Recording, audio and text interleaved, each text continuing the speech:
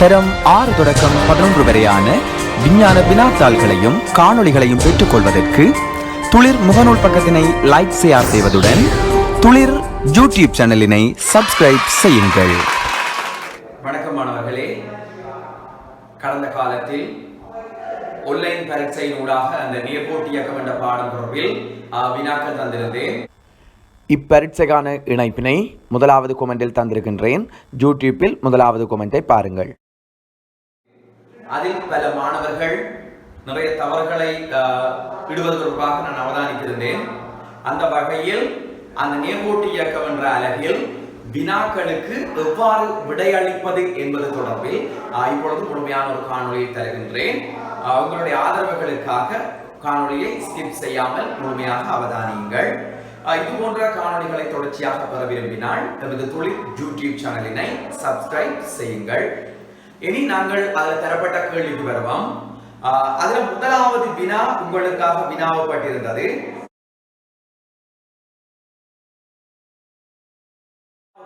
எண்ணிக்கணியம் என்றால் என்ன? இந்த கணியங்களை நாங்கள் 2 பிரதான பிரிவுகளாக பிரிப்போம். எண்ணிக்கணியம், காவிக்கணியம். இதுல எண்ணிக்கணியம் என்று சொன்னா பெருமானத்தை மட்டும் கொண்டிருந்தா அதுதான் எண்ணிக்கணியம். அதே மாதிரி பெருமானத்தையும் திசையையும் கொண்டிருந்தா அதனை நாங்கள் சொல்லுவோம் காவிக்கணியம். சரி, இலக்கம் மட்டும் கொண்டிருந்தா அது எண்ணிக்கணியம். அதோட சேர்த்து திசையும் சொல்ல வேண்டிய சந்தர்ப்பங்கள் இருக்குது. அப்படி திசையும் பெருமானம் சேர்த்து சொன்னா அதை நாங்கள் காவிக்கணியம் சொல்லுவோம். அப்ப இதுக்குரிய 2க்குமே உதாரணம் சொல்லித்தான் பாருங்க. முதலாவது இந்த தூரம் என்றது நாங்கள் படிச்சிருக்கிறோம். தூரம் என்றால் பயணத்தின் போது பொருள் சென்ற மொத்த நீளம். இப்ப கிட்டத்தட்ட ஒரு பொருள் இதுல இருந்து இப்படி எல்லா இடம் அலைஞ்சு போட்டு திருப்பி இதே இடத்துக்கு வந்திருக்குது என்று வச்சுக்கொள்ளுவோம். அப்ப இங்க இருந்து இங்க எல்லாம் திரிஞ்சு அப்படியே ஃபுல்லா இது வரைக்கும் வந்து திருப்பி இங்க வந்து இந்த புள்ளி வந்து சேரும் வரைக்கும் அது எவ்வளவு தேசம் திரிஞ்சதோ அவ்வளத்தையும் நாங்கள் மொத்தமாக சேர்த்து சொல்லுவோம் தூரம். அப்ப இதுக்கு திசை சொல்ல இயலாது. அப்ப ஆகவே தூரத்தை நாங்கள் எண்ணிக்கணியம் என்று சொல்லுவோம். ஆனா இடப்பெயர்ச்சியை பார்த்தீங்கன்னா இடப்பெயர்ச்சி என்பது என்ன சொல்றதுன்னா பாருங்க, ஒரு பொருள் ஆரம்ப இடத்துல இருக்குது, இப்ப கடைசியா போய் இந்த இடத்துல சேர்ந்து இருக்குது. கிட்டத்தட்ட இப்படியெல்லாம் திரிஞ்சு இப்படியெல்லாம் சுத்தி இந்த புள்ளிக்கு வந்துருக்கு. ஆரம்பம் இந்த இடம், இறுதி இந்த இடம். இந்த 2 இடத்துக்கும் இடையில இருக்கக்கூடிய குறித்த திசையில் ஏற்படக்கூடிய நிலை மாற்றம், ஆரம்ப இறுதி புள்ளிகளுக்கு இடையில குறித்த திசையில் ஏற்படக்கூடிய அந்த நிலை மாற்றத்தை தான் நாங்கள் இடப்பெயர்ச்சி என்று சொல்லுவோம். நாங்கள் விளைந்தோடு எப்படின்னா ஸ்டார்ட்ல எங்க இருந்தவர் இறுதியில் எங்க இருக்கிற 2க்கும் இடப்பட்ட அந்த குறுக்கில் நிலம், அதான் இடப்பெயர்ச்சி. அப்ப இவ்வளவு 20 மீட்டராக இருந்தா இடப்பெயர்ச்சி 20 மீட்டர். தனிய இடப்பெயர்ச்சிக்கு அலகு மாத்திரம் அலகில பெருமானம் மாத்திரம் நாங்கள் சொல்ல இயலாது, திசையும் சொல்ல வேணும். இது வடக்கு, இது கிழக்கு, இது தெற்கு, இது மேற்கு. அந்த வகையில பாருங்க, இப்ப இடப்பெயர்ச்சி கிழக்காக 20 மீட்டர் என்று நாங்கள் சொல்லிக் கொள்வோம். சரியா? அப்ப முதலாவது கேள்வியில சொல்லப்பட்ட விஷயம் என்னன்னா, இந்த காவிக்கணியம் என்னன்னு கேட்டிருக்கிறோம். காவிக்கணியத்தை பொறுத்த வரைக்கும் இந்த இடப்பெயர்ச்சி ஒரு காவிக்கணியம், இடப்பெயர்ச்சி. அது மாதிரி இந்த வேகமும் ஒரு காவிக்கணியம். வேகம் என்று சொல்லி சொன்னா எங்களுக்கு தெரியும், இடப்பெயர்ச்சி மாற்ற வீதம். ஒரு அலகு நேரத்தில் எவ்வளவு இடப்பெயர்ச்சி மாற்றம் நடந்தது, ஒரு செகண்ட்ல எவ்வளவு இடப்பெயர்ச்சி நடந்திருக்குது, அல்லது ஒரு மணித்தியாலத்துல எவ்வளவு இடப்பெயர்ச்சி மாற்றம் நடந்திருக்குது, அதுதான் வேகம். சரியா? அப்ப இந்த வேகத்தை பொறுத்த வரைக்கும் நாங்கள் சொல்லிக்கல பாருங்க, திசை கட்டாயம் குறிப்பிடுவோம். எப்படி குறிப்பிடுறோம்னா, ஒரு பொருள் இங்கால நோக்கி இயங்கி கொண்டிருந்தா, இங்கிருந்து இயங்கி கொண்டிருந்தா இந்த சந்தர்ப்பத்துல நான் இகற்ற வேகத்தை 20 ms-1 எடுத்துக்கொள்வேன். இங்கிருந்து இது இப்படியே போகுது. ஆனா ஒரு சிவர்ல அடிபட்டு அதே இயக்கத்தில் என்ன செய்யறா, திரும்பி இஞ்சால பக்கம் வருகுது, போய் மோதி இஞ்சால பக்கம் வருகுது, அதே வேகத்தோட தான் வருகுது என்று சொல்லி சொன்னா அதனை நான் sin 20 ms-1 குறிச்சு கொள்வேன். அப்போ ஒரு இயக்கத்துல குறித்த திசையை நாங்கள் நேராக எடுத்துக்கொண்டோம்னா அது எதிர் திசையை நாங்கள் மறையாக எடுத்துக்கொள்வோம். அப்ப இஞ்சை திசை கட்டாயம் நாங்கள் குறிப்பிடுவோம். இந்த நேர்மறை என்றதை வச்சுக்கொண்டு குறிப்பிடுவோம். சரிதானே? ஆகவே இந்த இடப்பெயர்ச்சியின் வேகமும் காவிக்கணியம், அதே மாதிரி கதியும், நாங்கள் முன்னுக்கு சொல்லி இருக்கக்கூடிய தூரமும் எண்ணிக்கணியமாக இருக்கும். அப்ப இதுல எத்தனையாவது விடை என்று பார்த்துக் கொள்வோம். நாங்கள் பார்த்த விஷயத்துல பாருங்க, அது தரப்பட்டுள்ள விடைகள் நீங்கள் கேள்வி செய்திருப்பீங்க. முதலாவது கேள்வி எண்ணிக்கணியம் என்றா என்ன, பெருமனை மட்டும் கொண்டவை. அப்ப அதுக்குரிய விடை நாலாவது விடை. அந்த ஆன்லைன் பேப்பர் செய்திருந்தா உங்களுக்கு தெரிய வந்திருக்கும். இரண்டாவது கேள்வி கேட்கப்பட்ட விஷயம்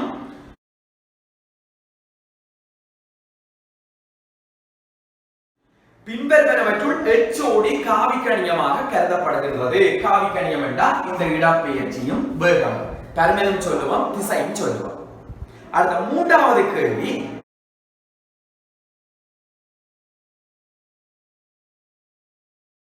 தூரம் எனப்படுவது யாது என்றா பயணத்தின் போது பொருள் சென்ற மொத்த நீளம்.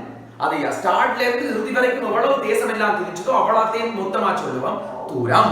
இடப்பெயர்ச்சி என்றது அப்படி இல்லை. அவர் எங்கே இருந்தாலும் போயிட்டு கடைசி ஒரு புள்ளியில வந்து நீ கேட்க ஆரம்ப இறுதி புள்ளிகளுக்கு இடையில இருக்கக்கூடிய அந்த குறுகிய நீளத்தை திசையோட சொன்னா அது இடப்பெயர்ச்சி. சரியா? அப்ப தூரம் என்றதுக்கான விடை பயணத்தின் போது பொருள் சென்ற மொத்த நீளம். முதலாவது விடை அதுக்கு சரியா இருக்கும். அடுத்த நாலாவது கேள்வி பார்ப்போம்.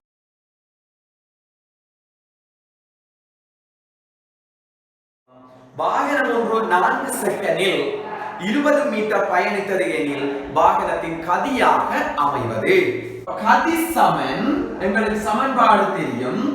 தூரம் அதன் கீழ் நேரம். இந்த தூரத்தை பாருங்க, ஏற்கனவே தந்திருக்குது 20 மீட்டர். 20 மீட்டர் பயணிச்சிருக்குது. எடுத்த நேரம் 4 செகண்ட்.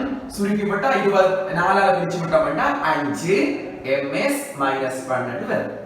சரியா? அப்ப அதுக்குரிய விடைய பாத்தீங்கன்னா நாலாவது விடையாக இருக்கும். 5 மீட்டர் per செகண்ட் அதனுடைய வேகமா இருக்கும். அடுத்த கேள்வியை பார்ப்போம்.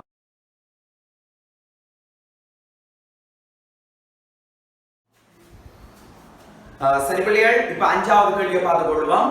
அதுல தரப்பட்ட தகவல்கள் வாகனம் ஒன்று 20 செகண்டில் அடைந்த இடப்பெயர்ச்சி 80 மீட்டர். இடப்பெயர்ச்சி எங்களுக்கு தரப்பட்டிருக்குது 80 மீட்டர். அதே மாதிரி 20 செகண்ட் நேரம் தரப்பட்டிருக்குது 20 செகண்ட்.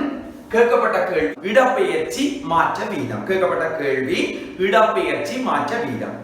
அப்ப இந்த இடப்பெயர்ச்சி மாற்ற வீதம் என்று நாங்கள் சொல்றது என்னத்தீங்கன்னா வேகம். வேகத்தை வரவிலக்கணப்படுத்தல நாங்கள் இடப்பெயர்ச்சி மாற்ற வீதம் என்று தான் சொல்லுவோம். அப்ப இடப்பெயர்ச்சி மாற்ற வீதம் கேட்கிறீங்கன்னா வேகம் சமன், ஏற்கனவே சமன்பாடு எங்களுக்கு தெரியும், இடப்பெயர்ச்சியின் கீழ் நேரம். சரியா? இடப்பெயர்ச்சியின் பெருமானம் தெரியும் 80 மீட்டர். எடுத்த நேரம் தெரியும் 20 செகண்ட். ஆகவே 80 20ஆல நாங்கள் பிரிச்சு விட்டோம் என்றால் சைபரையும் நாங்கள் வெட்டலாம். அதே மாதிரி 8ஐயும் 2ஐயும் பிரிக்கலாம். 4 8 4 விடையாக இருக்கும். வேகம் என்றபடியா ms - 1 அலகாக இருக்கும். அப்ப இந்த கேள்விக்குரிய விடையை பார்த்தீங்கன்னு சொன்னா பிள்ளைகள் வரக்கூடிய விடை இரண்டாவது விடை 4 ms - 1. சரி பிள்ளைகள், நாங்கள் அடுத்த கேள்வி வருவோம். ஆறாவது கேள்வி.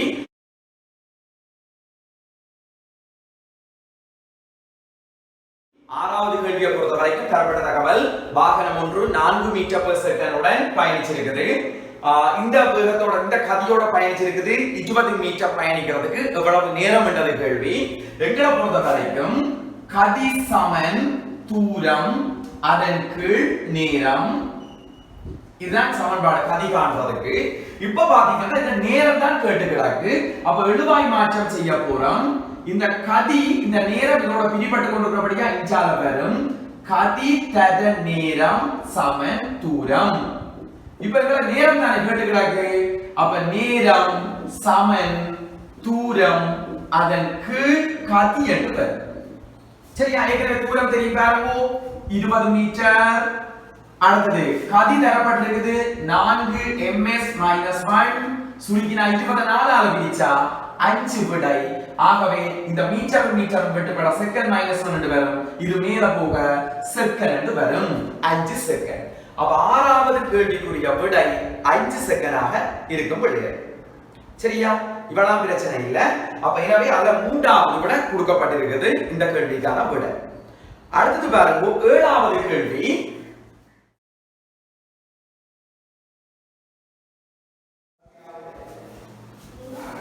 சரிவிலைகள் இப்ப நாங்கள் 8வது கேள்வி பார்க்க போறோம்.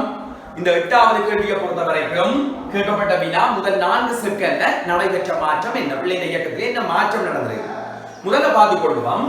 பிள்ளை 0 செகண்ட்ல 0ல இருக்குது, முதலாவது செகண்ட்ல 4 மீட்டர் போயிடுது, இரண்டாவது செகண்ட் இடப்பெயர்ச்சி 8 ஆரம்ப புள்ளியில இருந்து தான் இடப்பெயர்ச்சி 8 ஆரம்ப புள்ளியில தான் பார்க்கணும். அப்ப மேலதிகமாக 4 மீட்டர் பயணிச்சிருக்குது.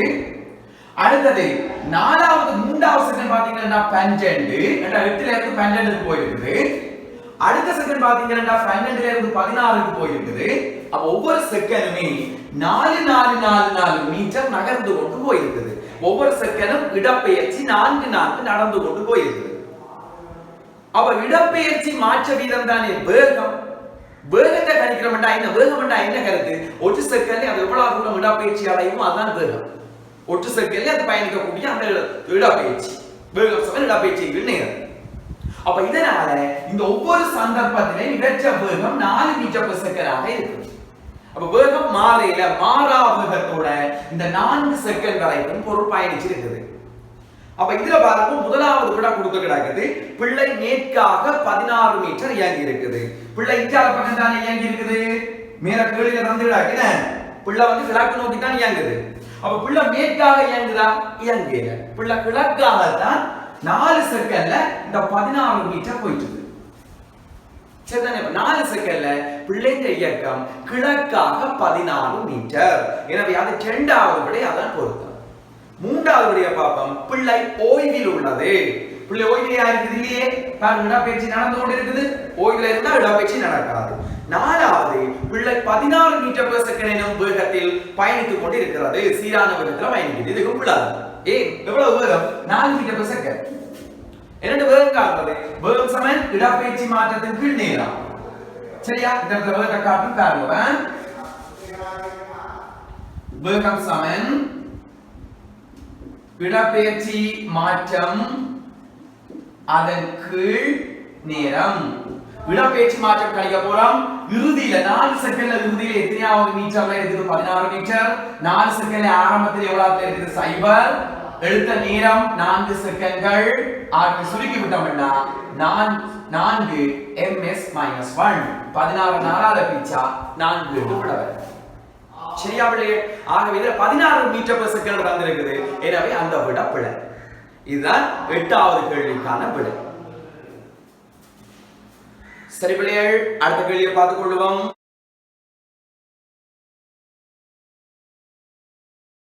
9வது கேள்வி கேட்கப்பட்ட கேள்வி. இறுதி 2 செகண்டில் வாகனத்தின் வேகம் கேட்டுக்கிறார். பிள்ளையினுடைய வேகம் இறுதி 2 செகண்ட்.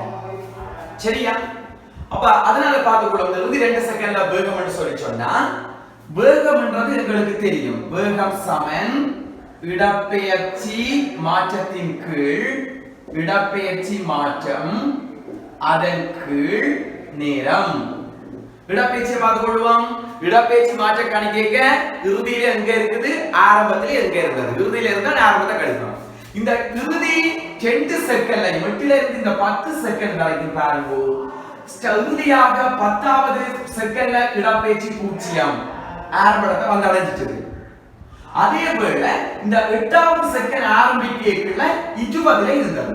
இப்ப 0 மீட்டர். இறுதியில எங்க இருந்தது, ஆரம்பத்தில் எங்க இருந்தது. இந்த இறுதி 2 செகண்ட் எடுத்த நேரம் 2 செகண்ட். ஆகவே பாருங்க 20 சைபர்ல இருந்து 20 போனா 20 2ஆல வீச்சா 10 ms-1 என்று வருது. நான் ஏற்கனவே சொல்லி இருக்கிறேன், 10 என்ற கருத்து சயவின வேகம் வந்தா எதிர் திசை. பாருங்க இங்க என்ன நடந்ததுன்னா, வாகனம் இப்படியே குறிப்பிட்ட திசையில எத்தனையாவது மீட்டர் மட்டும் இயங்கி இருக்குது. 0 செகண்ட்ல இருந்து 4 செகண்ட் 5 செகண்ட் வரைக்கும் 20வது மீட்டர் போயிட்டு. 6 7 8 செகண்ட் வரைக்கும் அதுவே நின்றது. 9வது செகண்ட் இடப்பெயர்ச்சி 10 ஆரம்பத்துல இருந்து 10 படியா இங்க திரும்பி இந்த புள்ளிக்கு வந்திருக்குது. 10வது செகண்ட்ல இடப்பெயர்ச்சி 0 ஆரம்பத்தை வந்துடுது. அப்ப இறுதி 2 செகண்ட் எதிர் திசையில இயங்கி இருக்குது. அப்ப ஆகவே அடுத்த விட போடுவீங்கள் எதிர் திசை வேகம் 10 ms-1. சரியா? அப்ப இதுக்குரியபடியா பார்த்துக்கொள்வோம் பிள்ளைகள். இது 9வது கேள்வி. 9வது கேள்வியில பாத்தீங்கன்னு சொல்லி சொன்னா இதனுடைய விடை -10 ms-1 4வது விடை இதுக்கு கொடுக்கப்பட்டு இருக்குது. சரியா பிள்ளைகள்? அடுத்த கேள்வியை பார்த்துக்கொள்வோம்.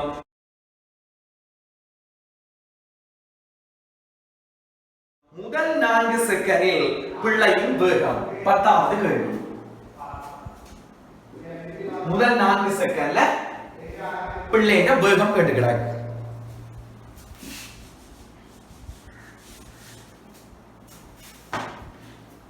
சரி பிள்ளைகள், இப்ப கேட்கப்பட்டது முதல் 4 செகண்ட்ல பிள்ளைங்க வேகம்ன்றது இடப்பெயர்ச்சி மாற்றத்துக்கு நேரம். இடப்பெயர்ச்சி மாற்றம் என்ன? இறுதியில் எங்க இருக்குது சய, ஆரம்பத்தில் எங்க இருக்குது அதன் கீழ் நேரம். இறுதியில பாருங்க 16 மீட்டர்ல இருக்குது, ஆரம்பத்துல 0 மீட்டர்ல இருக்குது. எடுத்த நேரம் 4 செகண்ட். எனவே பிரிச்சு விட்டோம்னு சொல்லி சொன்னா 4 2 விட வரும் ms-1. சரியா? மீட்டர் இங்க இருக்குது, செகண்ட் மேல வந்தா ms-1 ன்னு வரும். ஆகவே இதுக்குரிய விடை பாருங்க 10வதுக்கு 4வது விடை கொடுக்கப்பட்டிருக்குது. சரியா? 4 ms-1. சரிதானே? ரைட். சரி பிள்ளைகள், அடுத்த கேள்வியை பார்த்துக் கொள்வோம். 11வது கேள்வி.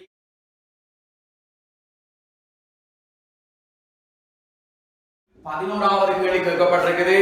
மரத்திலிருந்து பழம் விழுகுது கீழே, அதனுடைய அந்த வேகம் நேரத்தோட மாறுற விதத்தை விரைவில காட்டுறது எதுன்னு கேட்கப்பட்டிருக்குது.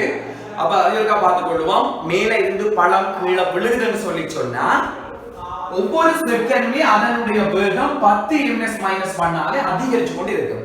புவியீர்ப்புங்கள் இயக்கத்தில புவி கீழ் நோக்கி இழுக்கிறபடியா என்ன பொருளை நாங்கள் போட்டாலும் அது ஒவ்வொரு செகண்டும் 10 மீட்டர்/செகண்ட் வேகம் கூடிக்கொண்டு போகும். சரியா? அப்ப இதனால இப்ப ஓய்வுல இருந்து பழம் விழுகுதுன்னு சொல்லி 0 செகண்ட்ல அவற்ற வேகம் 0 ஆயிருக்கு. முதலாவது செகண்ட்ல அவற்ற வேகம் 10 ms-1 ஆயிருக்கு. இரண்டாவது செகண்ட்ல பாத்தீங்கன்னா 20 ms-1 ஆயிருக்கு. மூன்றாவது செகண்ட்ல பாத்தீங்கன்னா 30 ms-1, நான்காவது பாத்தீங்கன்னா 40 ms-1. சரியா? அப்ப இந்த சந்தர்ப்பத்தில மேலிருந்து கீழே விளைவுகள்ல பொருளின் வேகம் அதிகரிக்குது, ஆர்முடுகுது. அப்புறம் சீரான ஆர்முடுகளோட ஒரு பொருள் இயங்குமா இருந்தா அதை நாங்கள் வேக நேர வரைவில காட்டிக்கல. நேரம் இது வேகம், வேக நேர வரைவில இப்படித்தான் போகும். சீரான ஆர்முடுகளோட பொருள் பயணிச்சா இப்படித்தான் போகும். பாருங்க, இது முதலாவது செகண்ட்ல 10, இரண்டாவது செகண்ட்ல 20, மூன்றாவது செகண்ட்ல 30, நான்காவது செகண்ட்ல 40, இப்படித்தான் அதிகரிக்கும். அப்ப இப்படித்தான் விரைவு வரும். நீங்க இதை கீறினீங்கன்னா இப்படித்தான் விரைவு வரும். அப்ப விரைவு குறிக்க இன்னொரு விஷயம், நேரத்தை நாங்கள் அலகு போட வேணும். செகண்ட் வேகத்தின் அலகு போட வேணும், இல்லாட்டி விரைவுகள் பிழை. சரியா? ஆகவே அந்த கேள்விக்குரிய விடையாக பாருங்க, இதே மாதிரி ஒரு விரைவு இருக்கிறாங்கன்னு சொல்லி சொன்னா மூன்றாவது விடையாக கொடுக்கப்பட்டிருக்குது. மூன்றாவது விடை கீழே இருந்து ஒரு பொருள் மேலே எறிஞ்சா அது அமர்முடுகளோட பயணிச்சு கொண்டிருக்கும். கீழே இருந்து ஒரு பொருளை நாங்கள் மேல் நோக்கி இருக்கமா இருந்தா அது அமர்முடுகளோட பயணிச்சு கொண்டிருக்கும். 10 செகண்ட் மீட்டர்/செகண்ட் குறைஞ்சு கொண்டு போகும் அமர்முடுகள். இப்ப கீழே இருந்து ஒரு பொருளை மேலே எறிச்சோம்னா அந்த கிராம் அமர்முடுகள் இப்படிதான். இது dt ms-1 இஞ்சால செகண்ட். சரியா? ரைட். அடுத்த கேள்வி போகலைகள். சரி பிள்ளைகள், இனி நாங்கள் 12வது கேள்வியை பார்ப்போம்.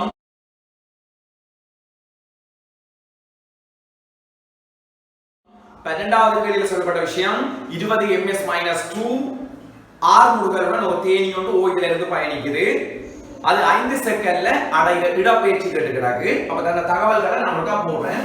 ஆர்முடுகள் 20 ஓய்வுல இருந்து பறக்கிறபடியா ஆரம்ப வேகம் ஜூ 0 ஆயிருக்கும். இது ஆரம்ப வேகம் குறிக்கிற குறியீடு. நேரம் 5 செகண்ட் பயணிச்சிருக்குது. இடப்பெயர்ச்சி தெரியாது, எஸ் எங்களுக்கு தெரியாது. அதே மாதிரி நீங்க பாத்தீங்கன்னா அதுக்கு உங்களுக்கு தெரியாது, இறுதி வேகம் உங்களுக்கு தெரியாது. ஆர்முடுகளோட பயணிக்கும். இந்த சந்தர்ப்பத்தில் இடப்பெயர்ச்சி கேட்டுக்கிறாங்க. ஒரு வாகனமோ அல்லது ஒரு பொருளோ சீரான ஆர்முடுகளோடையோ அமர்முடுகளோடையோ பயணிக்குமாக இருந்தா அதன் இடப்பெயர்ச்சியை காணணும்னா சமன்பாடு இடப்பெயர்ச்சி சமன் சராசரி வேகம் தர நேரம். சராசரி வேகம் எப்படி காண்றதுன்னா இறுதி வேகத்தையும் ஆரம்ப வேகத்தையும் கூட்டி 2 பிரிக்க வேண்டும். அப்ப பிரிச்சு போட்டு அதை நேரத்தால பெருக்கி விட்டோம்னா எங்களுக்கு இடப்பெயர்ச்சி கரும்புள்ளி. சரியா? அப்ப இப்ப இடப்பெயர்ச்சி காண்றதுக்கு பாருங்க, உங்களுக்கு இறுதி வேகம் தெரியாது, இந்த v எங்களுக்கு தெரியாது. ஆனா ஏற்கனவே தரப்பட்ட தகவலை வச்சுக்கொண்டு v காணலாம், இறுதி வேகம் காணலாம். எங்களுக்கு ஒரு சமன்பாடு தெரியும், r முடுகல் சமன் இறுதி வேகம் சய ஆரம்ப வேகம் அதன் கீழ் நேரம். அப்ப இதை எழுவாய் மாற்றம் செய்தோம் என்று சொன்னா a ஓட இந்த t போய் பெருக்கப்படும், இந்த v சய ஜூ என்று வரும், இந்த ஜூவா கொண்டு இஞ்சால கூட்டுவோம், அப்ப at சக ஜூ சமன் v என்று வரும். இந்த சமன்பாட்டை நாங்க வெச்சுக்கொள்வோம். சரியா? ஆகவே இந்த சமன்பாட்டில நாங்கள் பிரதியிட்டு விட்டோம்னா எங்களுக்கு இறுதி வேகம் வரும். சரிதானே? இறுதி வேகம் பெறப்போகுது. இப்ப பாருங்க, இறுதி வேகம் v சமன் r முடுகலுக்கு பதிலாக 20 ms - 2, நேரத்துக்கு பதிலாக 5 செகண்ட். அடுத்து பாத்தீங்கன்னா ஆரம்ப வேகம் சக ஆரம்ப வேகத்துக்கு பதிலாக 0 பெருக்கி விட்டோம்னா எங்களுக்கு 100 ms - 1 வரும் இறுதி வேகம். இது மனதாலே காணலாம். எப்படி சொல்லுங்க பாப்போம், ஒரு பொருள் ஓய்வில இருந்து ஆரம்பிக்குது, 20 ms - 1 r முடுகலோட பயணிக்குது, ஒரு செகண்ட்ல 20 அதிகரிச்சு கொண்டு போகும், 5 செகண்ட் இயங்கி இருக்குது, ஓய்வில இருந்து 5 செகண்ட் இயங்குதுண்டா 20 அதிகரிச்சா இறுதியில 100 மீட்டர் per செகண்ட் வேகம் வந்துருக்கு. அதுதான் இந்த காட்டுகிறது. அப்ப இனி இடப்பெயர்ச்சி காண போறோம். சராசரி வேகம் தர நேரம் v சக ஜூ ஆரம்ப வேகம் சக இறுதி வேகம் அதன் கீழ் தர நேரம். இறுதி வேகம் உங்களுக்கு தெரியும் 100 ms - 1 தர ஆரம்ப வேகம் எங்களுக்கு தெரியும் 0, எடுத்த அதன் கீழ் 2 தர எடுத்த நேரம் 5 செகண்ட். இத பெருக்கி விட்டோம்னு சொன்னா 50 தர 5 250 மீட்டர் வரும். சரியா? இவ்வளவுதான் இந்த கேள்விக்குரிய விஷயம். ஆகவே அதுல முதலாவது விட 250 மீட்டர் கொடுக்கப்பட்டுள்ளது. சரி பிள்ளைகள், அடுத்த கேள்வி 13வது கேள்வி.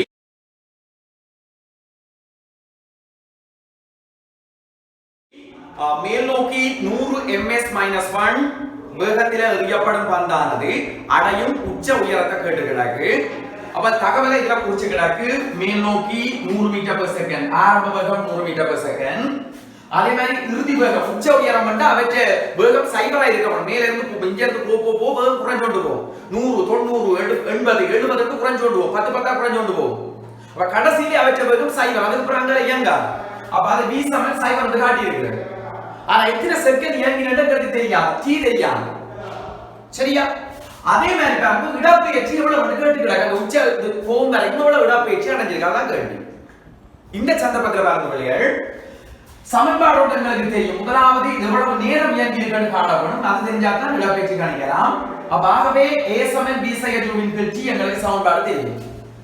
r முடுகல் சமன் இறுதி வேகம் சய ஆரம்ப வேகம் அதன் கீழ் நேரம். அப்ப இறுதி வேகம் சய ஆரம்ப வேகம் அதன் கீழ் நேரம். அதை எழுவாய் மாற்றம் செய்தோம்னா t சமன் b சய ஜூவின் கீழ் a ன்னு சொல்லிருக்கும். இந்த இறுதி வேகம் உங்களுக்கு தெரியும் 0, ஆரம்ப வேகம் உங்களுக்கு தெரியும் 100 மீட்டர் per செகண்ட். அதே மாதிரி இந்த ஆர் முடுகல்ன்ற பெருமானம் உங்களுக்கு தெரியும். மேல் நோக்கி போகுதுன்னா அமர் முடுகி கொண்டு போகும். ஒவ்வொரு செகண்டும் 10 குறைச்சு கொண்டு போகும். அப்ப சய 10 கொடுக்கப்படும். ஆர் முடுகல் a சமன் சய 10 ms - 2 ன்னு கொடுக்கப்படும். ஆகவே அமர் முடுகல் என்ற பெருமானம் சய 10 ms - 2. ஆக சுருக்கி விட்டோம்னா சய 100 சய 10ஆல பிரித்து விட்டா சகவில தான் விட வரும். சாரி, பிரிச்சு விட்டா சய 100 சய 10ஆல பிரிச்சு விட்டா எங்களுக்கு பெருமானம் சக 10 என்று வரும். நேரம் கேட்டபடியா அல்லது செகண்ட். எனவே இந்த பொருள் பயணிச்சது 10 செகண்ட். இனி இவற்றை இடப்பெயர்ச்சி காணணும். ஒரு பொருள் ஆர் முடுகலோடையோ அமர் முடுகலோடையோ இயங்குமா இருந்தா அதுங்க இடப்பெயர்ச்சி காணப்படும் என்றா சமன்பாடு சராசரி வேகம் தர நேரம். இடப்பெயர்ச்சி சமன் சராசரி வேகம் தர நேரம். சராசரி வேகம் காண போறோம் v சக ஜூவின் கீழ் 2, அது நேரத்தால பிரிக்க போறோம். v என்றது என்ன? இறுதி வேகம். ஜூ என்றது என்ன? ஆரம்ப வேகம். 2ஐ கூட்டி 2ஆல பிரிச்சு அது நேரத்தால பிரிக்க போறோம். அப்ப இனி எங்களுக்கு இந்த தரவுகள் தெரியும். பாருங்க, v என்ற பெருமானம் எவ்வளவு? 0, ஆரம்ப வேகம் தெரியும் 100 ms - 1 அதன் கீழ் 2 தர எடுத்த நேரத்தை பாருங்க 10 செகண்ட். ஆகவே சுருக்கி விட்டா பாருங்க 100 2ஆல பிரிச்சா 50 50 10ஆல பிரிக்கினா 500 இடப்பெயர்ச்சி என்றபடியா அலகு மீட்டர். இந்த நேரம் எவ்வளவுன்றத மனதால கணிக்கலாம். அப்படி சமன்பாடு போட தேவையில்லை. ஃபர்ஸ்ட் பார்ட்ல கேள்வி வந்து சமன்பாடு போட தேவையில்லை. எங்களுக்கு தெரியும் ஒரு பொருள் மேல மேல போக 10 மீட்டர் per செகண்ட் வேகம் குறைஞ்சோடு போகும்.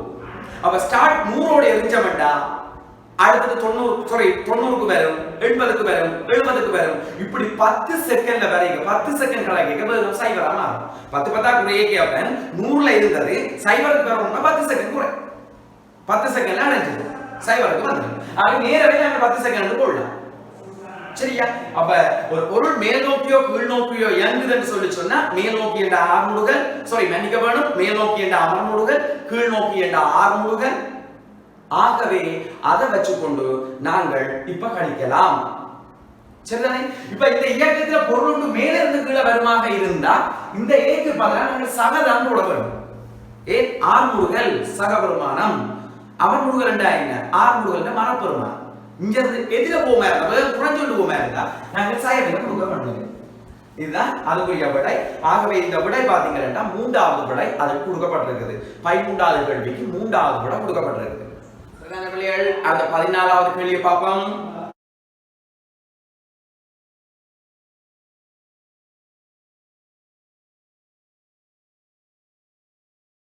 பதினாலாவது கேள்வி வேக நேர வரம்பு தந்திருக்குது. அதனுடைய இடப்பெயர்ச்சி 40 தந்திருக்கிறோம், 40 மீட்டர்.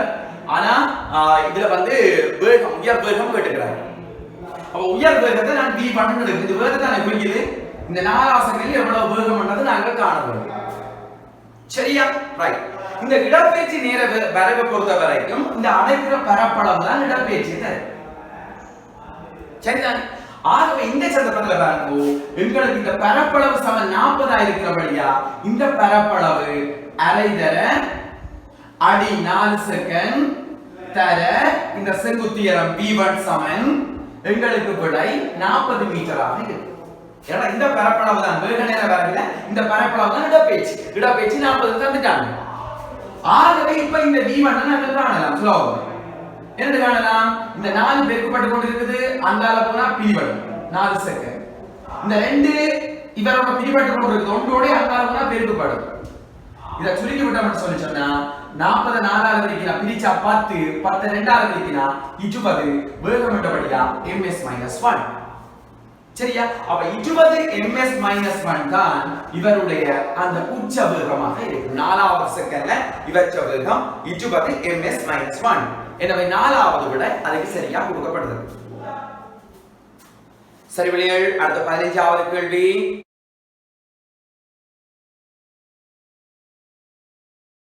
15வது கேள்வியில இப்படி ஒரு வரைவு தரப்பட்டிருக்குது.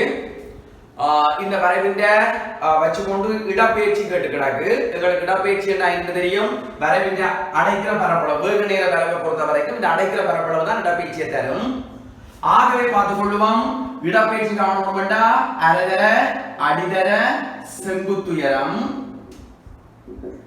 அரை தர அடிய பாத்தீங்கன்னா 5 செகண்ட் தர செங்குத்துயரம் 40 ms-1. கட்டாயத்தை சுருக்கி தான் நேரடியா படத்தை எதிர்பார்க்காதீங்க. இதை தேவைக்கேற்ற மாதிரி அவங்க அதுக்கேற்ற மாதிரி மாத்தி தருவாங்க. அப்ப இதுல முதலாவது கூட தந்திருக்கிறாங்க 200 மீட்டர். இதை சுருக்கினா 200 வராது. இந்த 40 2ஆல பிரிச்சா 20 I20 100 தான் வரும். அப்ப அந்த விட பிழை. இரண்டாவது விடைய பாருங்க 5 செகண்ட் தர 40 பிழை. யாருக்கு நடக்குது? மூன்றாவது விடைய பாருங்க 21 தர 5 செகண்ட் தர 40. அப்ப அதுக்கு பிழை. சரியா? நாலாவது விடைய பாருங்க இதுல சொல்லப்பட்ட விஷயம் எப்படி என்றா 5 செகண்டோட இந்த 40 பெருக்கப்பட்டு கொண்டிருக்குது. இந்த 2 இதோட இவ்வளவுத்தோடையும் பிரிபட்டு கொண்டிருக்குது. நீங்க வளமையா பிரித்தல் செய்யக்கல இத 5 ஓட கொண்டே பிரிக்கலாம் 40 ஓட கொண்டே பிரிக்கலாம். அப்ப அதனால நான் ஒரே பார்வையில தாரு 5 தர 40 அதற்கு 2. ஆகவே இதான் இதுக்குரிய விடையா இருக்கும். ஆகவே அந்த விடைய பாத்தீங்கன்னா 4வது விடையாக இருக்கு. சரி விளையாள். அடுத்து 16வது கேள்வி பார்க்க போறோம்.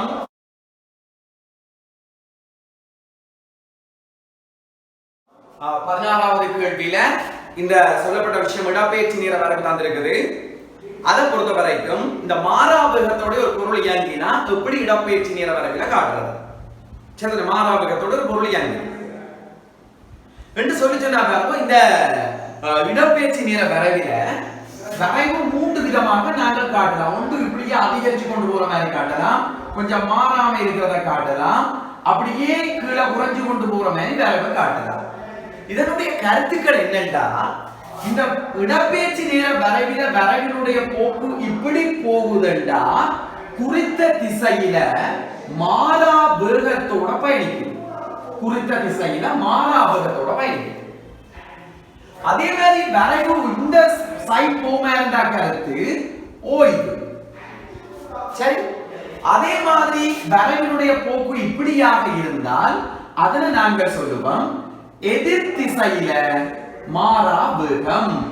இதைத்தான் நாங்கள் சொல்லுவோம் எதிர் திசையில மாறா வேகம் என்று சொல்லிக் கொள்வோம். இதுதான் வேக நேர வரைவை பொறுத்தவரை, வேக நேரம் இல்ல இடப்பெயர்ச்சி நேர வரைவை பொறுத்தவரைக்கும் இதுதான் இந்த இதுக்கு இருக்கக்கூடிய விஷயங்கள். ஆனா வேக நேர வரைவுண்டா இப்படி ஒரு வரைவு போனா, இப்படி போனா ஆர்முடுகள், இப்படி போனா மாறா வேகம், இப்படி போனா அமர்முடுகள் என்ற கருத்தை கொடுக்கும் வேக நேர வரைவு. இது இடப்பெயர்ச்சி நேர வரைவு. இடப்பெயர்ச்சி நேர வரைவுல வரைவு இப்படி போனா மாறா வேகத்தோட பயணிக்குது, வரைவு இப்படி போனா ஓய்வுல இருக்குது, வரைவு இப்படி போனா மாறா வேகத்தோட எதிர் திசையில இயங்குது. செய்யாமலே ஆகவே இதுல மாறா வேகத்தோட போத குறிக்கிறது இதுதான். இது தியரி வகுப்பு இல்ல, இந்த பேப்பர்ல இருக்கக்கூடிய ஆன்லைன் எக்ஸாம்ல இருக்கக்கூடிய விஷயம் என்றபடியா நான் ஷார்ட்டாவே விளங்கப்படுறது. தியரிக்குரிய விஷயம் இல்லையா, அதனால ஷார்ட்டா சொல்லித்தார். சரி வெளியேள், அடுத்து 17வது கேள்வி பார்த்து கொள்வோம்.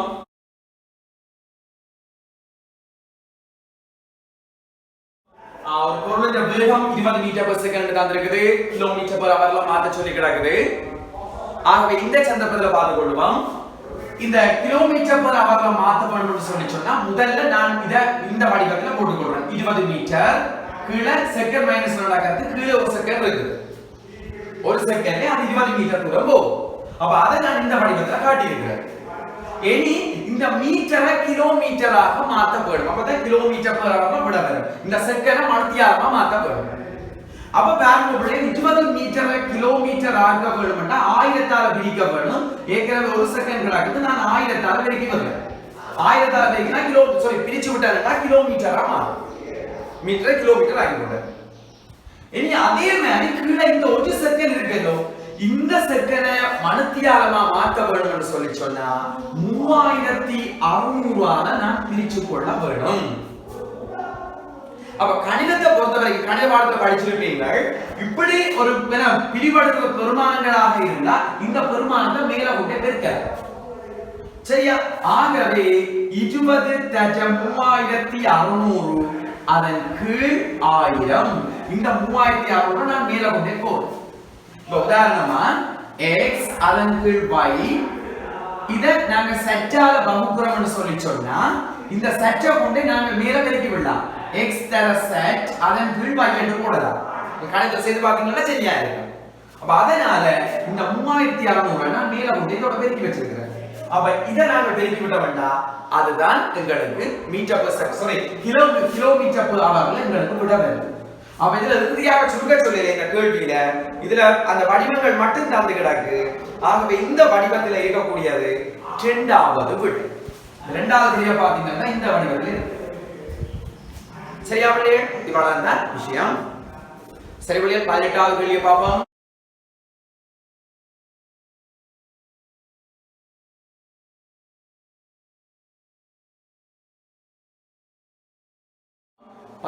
கேள்வியில இதனுடைய வேகம் தரையில, யாருக்கு வேகம் தரையில, இதனுடைய இடப்பெயர்ச்சி நாய் மாறாவகத்தோட பயணிச்ச இடப்பெயர்ச்சி 16 கிலோமீட்டர் தந்திருக்குது. அப்ப நாய் மாறாவகத்தோட பயணிச்சதுன்னா வரைவு இதைத்தான் குறிக்குது. இதுதான் மாறாவகம். வேக நேர வரைவை பொறுத்த வரைக்கும் இப்படி வரைவு போனா மாறாவகம், இப்படி வரைவு போனா அமர்முடுகள். ஆகவே இந்த மாறாவகத்தோட பரப்பளவுன்னா இந்த பரப்பளவை காண வரும். இந்த பரப்பளவு காண்றதுக்கான சமன்பாடு எங்களுக்கு தெரியும், நீளம் தர அகலம். இதுதான் இந்த பரப்பளவு, செவ்வகத்தின் பரப்பளவு. அப்ப இந்த பரப்பளவு எங்களுக்கு ஏற்கனவே கண்டுபிடிச்சிட்டு 14 கிலோமீட்டர் தந்திருக்கிறாங்க. இதனுடைய நீளத்தை பார்த்தோம்னு சொல்லி இந்த அகலத்தை பார்த்தோம்னா 2 ஹவர். இதனுடைய உயரம் எங்களுக்கு தெரியாது, x என்று வச்சுக்கொள்ளும். ஆகவே இந்த x காணலாம். இந்த 16 இந்த 2 பிரிபடும். பிரிபட்டுதா எங்களுக்கு 8 கிலோமீட்டர் h மைனஸ் 1 ன்னு வரும். ஏன் இந்த 10h கீழே வந்துச்சுன்னு சொல்லி சொன்னா உங்களுக்கு இந்த பெருமானம் வரும். ஆகவே இப்ப இவற்றை ஆரம்ப வேகம் 8 கிலோமீட்டர் per hour என்றது உங்களுக்கு தெரியும். அடுத்த கேள்வி கேட்டிருக்க அமர்வுகளோட இவற்ற இயக்கத்தை காணச்சோம் எவ்வளவு இடப்பெயர்ச்சி. அப்ப அமர்வுகளோட இடப்பெயர்ச்சி என்றால் இதானே அமர்வுகளோட இயங்குறது.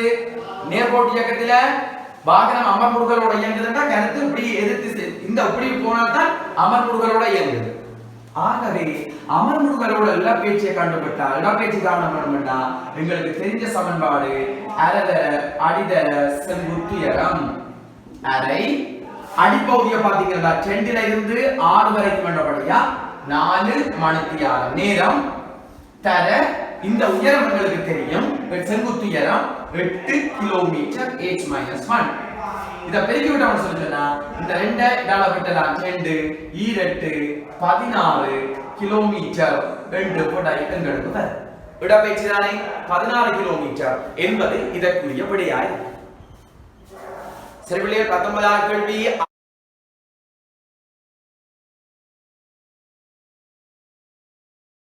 ஆர்முகல்ல அலகு கேட்டு கிடக்கு. ஆர்முகல் சமன் இறுதி வேகம் சய ஆரம்ப வேகம் அதற்கு நேரம். இந்த வேக மாற்றத்தை அளக்கிற அலகு ms-1, நேரத்தை அளக்கிற அலகு செகண்ட், சுருக்கினா ms-2. இதுக்கும் அலகா வரும். அல்லது வேக மாற்றத்தை கிலோமீட்டர் per hourலயும் நேரத்தை மணித்தியாலத்திலையும் போட்டா எங்களுக்கு கிலோமீட்டர் h-1 ன்னு சொல்லி எங்களுக்கு விட வரும். சரியா? ஆகவே இதோட விடைய பாத்தீங்கன்னா 4வது விட கொடுக்கப்பட்டிருக்கு. அடுத்து 20வது கேள்வியை பாருங்க.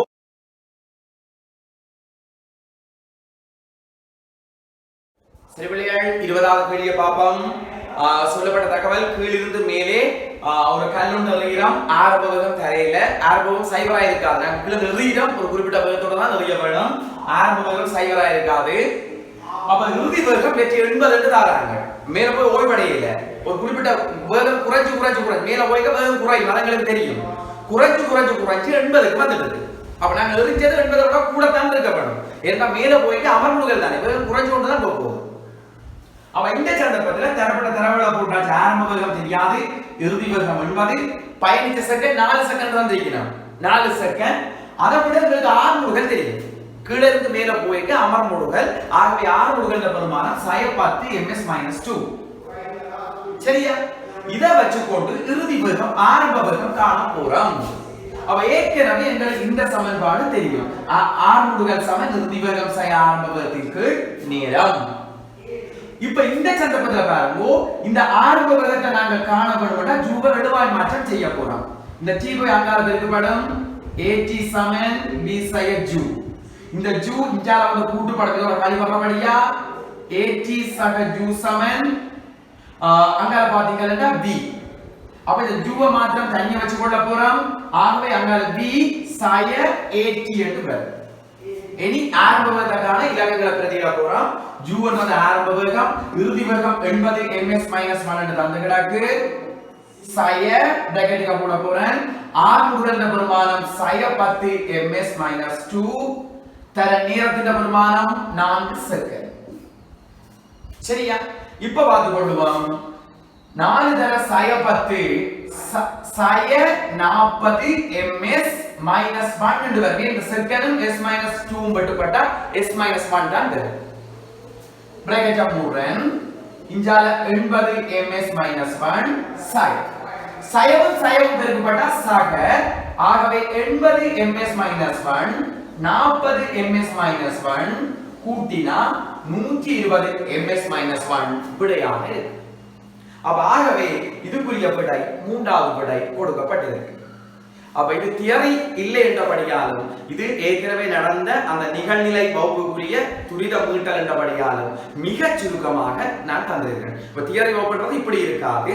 நான் உங்களுக்கு அந்த ஆன்லைன் பேப்பர் அந்த ஆன்லைன் பேப்பருக்கு நிறைய பேர் விளக்கம் கேட்டிருந்தபடியா இதுக்குரிய சுருக்கமாக உங்களுக்கு விளங்கக்கூடிய மாதிரி விவரிச்சு இருக்கிறேன். சரியா பிள்ளைகள்? நன்றி. தொடர்ச்சியாக இவ்வாறான பரீட்சையும் அதனுடைய தொடர்பான விளக்க காணொளிகள் தர இருக்கிறதுனால உங்களுக்கு பூரணமாக பயன் இருந்தால் இந்த தொழில் யூடியூப் சேனலினை சப்ஸ்கிரைப் செய்து கொள்ளுங்கள். நன்றி, வணக்கம்.